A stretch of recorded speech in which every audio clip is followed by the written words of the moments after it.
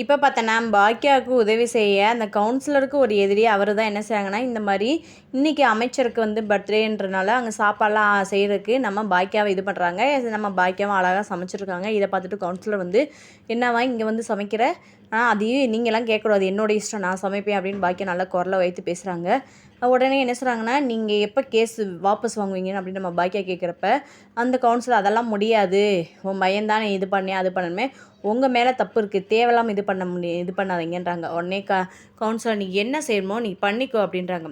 அந்த கவுன்சிலருடைய எதிரி என்ன சொல்கிறாங்கன்னா, சும்மா விடக்கூடாது, நீ கவலைப்படாதம்மா அப்படின்னு சொல்லிட்டு பாக்கியாவுக்கு ஃபுல் சப்போர்ட் பண்ணுறாங்க. லாஸ்ட்டில் பார்த்தோம்னா இந்த கவுன்சிலர் என்னென்ன அட்டகாசம் பண்ணுற விஷயம் ஃபுல்லாமே அமைச்சருக்கு தெரியுது. அமைச்சரை பார்த்தோன்னே கையை கட்டி கும்பிடு போட்டு, இல்லை இல்லைங்கய்யா இல்லைங்க இல்லைங்க அப்படின்ற மாதிரி பயங்கரமாக இதை பண்ணி லாஸ்ட்டாக பார்த்தா ஜலீலனை வெளியில் எடுத்துகிறாங்க. வீட்டில் இருக்கவங்க எல்லோரும் ஹாப்பியாகிறாங்க. நீங்கள் ஹாப்பியானீங்களா? மறக்காமல் கமெண்ட் பண்ணுங்கள். நம்ம சேனலுக்கு புதுசாக வந்தீங்கன்னா சப்ஸ்கிரைப் பண்ணுங்கள்.